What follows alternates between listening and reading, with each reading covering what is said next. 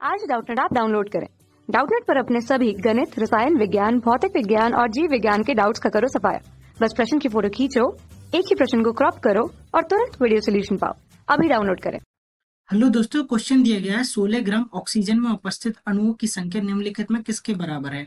Option A दिया गया 16 ग्राम O3 के बराबर, ऑप्शन बी दिया गया 16 ग्राम Cl2 के बराबर, ऑप्शन सी दिया गया 16 ग्राम SO2 के बराबर, ऑप्शन डी दिया गया 32 ग्राम SO2 के बराबर। अर्थात दोस्तों इस क्वेश्चन में हमें बताना है कि जो 16 ग्राम ऑक्सीजन में उपस्थित अणुओं की संख्या है वो इन चारों में से किस में और उपस्थित होगी। अतः दोस्तों देखते हैं हम 16 ग्राम ऑक्सीजन में अणुओं की संख्या कितनी होगी। दोस्तों क्वेश्चन में हमें जो ऑक्सीजन का द्रव्यमान दिया गया है वो दिया गया 16 ग्राम, तो हम लिख लेते हैं दोस्तों। और दोस्तों हम जानते हैं कि जो ऑक्सीजन का मोलर द्रव्यमान होता है अर्थात O2 गैस का जो मोलर द्रव्यमान होता है वो 32 ग्राम प्रति मोल होता है, क्योंकि दोस्तों ऑक्सीजन गैस में जो परमाणु की संख्या होती है ऑक्सीजन की वो 2 होती है। तो दोस्तों हम लिख लेते हैं एक बार। दोस्तों इस क्वेश्चन में हमें अणुओं की संख्या निकालनी है, तो दोस्तों अणुओं की संख्या निकालने से पहले हमें उस तत्व के मोलों की संख्या पता होनी चाहिए। तो मोलों की संख्या के लिए सूत्र होता है दोस्तों पदार्थ का भार बटे पदार्थ का अणुभार, अर्थात पदार्थ का द्रव्यमान बटे पदार्थ का मोलर द्रव्यमान। तो इस क्वेश्चन में हमें ऑक्सीजन का द्रव्यमान दे रखा है दोस्तों 16, और जो ऑक्सीजन का मोलर द्रव्यमान निकल के आया वो दोस्तों आया 32। तो इस प्रकार दोस्तों हमें इसे काटेंगे तो ये आ जाएगा दोस्तों 0.5। अब दोस्तों हमें आगे क्या निकालना है कि अणुओं की संख्या कितनी है। दोस्तों अणुओं की संख्या निकालने के लिए फॉर्मूला होता है मोल गुना अवोगाद्रो संख्या। दोस्तों अवोगाद्रो संख्या की वैल्यू होती है 6.022 गुना 10 की घात 23। तो दोस्तों ये हो जाएगा मोल हुई आगे हमारे 0.5 गुना हो जाएगा दोस्तों 6.022 गुना 10 की घात 23। तो दोस्तों जब हम इसे गुणा करेंगे तो ये आ जाएगा 3.011 गुना 10 की घात 23। तो दोस्तों इस प्रकार जो 16 ग्राम ऑक्सीजन में अणुओं की संख्या होगी वो होगी 3.011 गुना 10 की घात 23।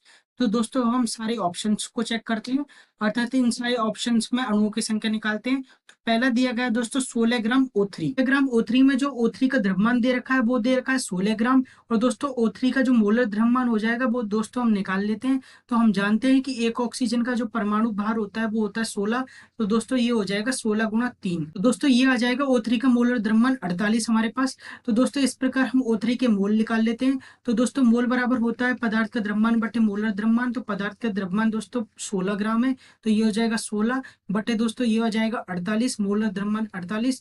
तो इस प्रकार दोस्तों जो मोलों की संख्या आ जाएगी वो हो जाएगी 1/3। तो अब दोस्तों अणुओं की संख्या निकालते हैं। तो दोस्तों अणुओं की संख्या निकालने के लिए हमें अवोगाद्रो संख्या से इसका गुणा करना पड़ेगा। तो ये हो जाएगा दोस्तों 1/3 गुना 6.022 गुना 10 की घात 23। तो दोस्तों जब हम इसे आगे हल करते हैं तो ये आता है दोस्तों 2.007 गुना 10 की घात 23। तो इस प्रकार दोस्तों 16 ग्राम O3 में अणुओं की संख्या आ गई।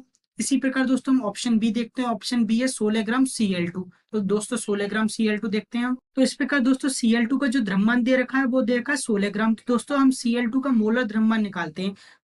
दोस्तों हम जानते हैं कि जो क्लोरीन का परमाणु द्रव्यमान होता है वो होता है 35.5। तो दोस्तों Cl2 का मोलर द्रव्यमान कितना हो जाएगा 35.5 गुना 2। तो दोस्तों 35.5 को गुना 2 करेंगे तो ये आ जाएगा दोस्तों 71। अब दोस्तों हम पहले मोल निकालेंगे। तो मोल के लिए दोस्तों फॉर्मूला है पदार्थ का द्रव्यमान बटे पदार्थ का मोलर द्रव्यमान। दोस्तों पदार्थ का द्रव्यमान इसमें 16 दे रखा है, तो ये हो जाएगा दोस्तों 16/71। और दोस्तों अणुओं की संख्या निकालने के लिए इसे अवोगाद्रो संख्या से गुणा कर देंगे।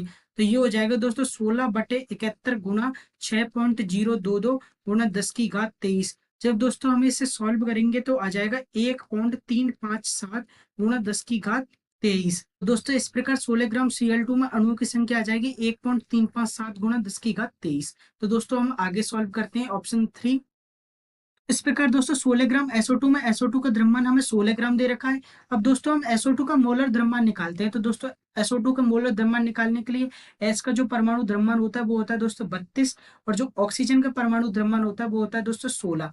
तो ये हो जाएगा दोस्तों 32 + 16 गुना 2। तो हम निकाल लेते हैं। तो दोस्तों इस प्रकार SO2 का जो मोलर द्रव्यमान आ जाएगा वो आ जाएगा दोस्तों 64। अब हम दोस्तों SO2 के मोलों की संख्या निकालेंगे। तो मोलों की संख्या का सूत्र होता है पदार्थ का द्रव्यमान बटे पदार्थ का मोलर द्रव्यमान। तो पदार्थ का द्रव्यमान दोस्तों हमें 16 दिया गया है, तो ये हो जाएगा 16 बटे ये हो जाएगा दोस्तों मोलर द्रव्यमान 64। तो दोस्तों जब हम इसे काटेंगे तो ये आ जाएगा दोस्तों 1/4। अब हम दोस्तों अणुओं की संख्या निकालते हैं। अणुओं की संख्या के लिए मोल गुणा अवोगाद्रो संख्या, तो ये हो जाएगा दोस्तों 1.4 गुणा 6.022 गुणा 10 की घात 23। जब दोस्तों हम इसे हल करेंगे तो ये आ जाएगा 1.505 गुणा 10 की घात 23। तो इस प्रकार दोस्तों 16 ग्राम SO2 में अणुओं की संख्या आ गई। अब दोस्तों हम ऑप्शन 4 देखते हैं। ये दे रखा है दोस्तों हमें 32 ग्राम SO2। तो दोस्तों हम 32 ग्राम SO2 में अणुओं की संख्या देखते हैं। दोस्तों 32 ग्राम SO2 में SO2 का द्रव्यमान हमें 32 दे रखा है और दोस्तों हमें SO2 का मोलर द्रव्यमान निकाला है, यहाँ 64 निकाला ही है। तो दोस्तों हम डायरेक्ट मोल निकाल सकते हैं। तो ये हो जाएगा दोस्तों, पदार्थ का द्रव्यमान 32 है और पदार्थ का मोलर द्रव्यमान यहाँ ऊपर निकाला ही है, तो ये आ गया दोस्तों 64। तो ये काटेंगे तो ये आ जाएगा दोस्तों 1/2। अब दोस्तों हम अणुओं की संख्या निकालते हैं। तो अणुओं की संख्या का सूत्र है मोल गुना अवोगाद्रो संख्या। ये आ जाएगा दोस्तों 1/2 गुणा 6.022 गुणा 10⁻23। तो इस प्रकार दोस्तों जब हम इसे आगे हल करते हैं तो ये आ जाता है 3.011 गुणा 10⁻23। तो ये आ जाएगा दोस्तों 32 ग्राम SO2 में अणुओं की संख्या। अब दोस्तों हमसे क्वेश्चन में पूछा गया था जो 16 ग्राम ऑक्सीजन में अणुओं की संख्या है वो निम्नलिखित में से किसके बराबर है। दोस्तों 16 ग्राम ऑक्सीजन में अणुओं की संख्या हमको निकल के आई थी 3.011 गुणा 10⁻23।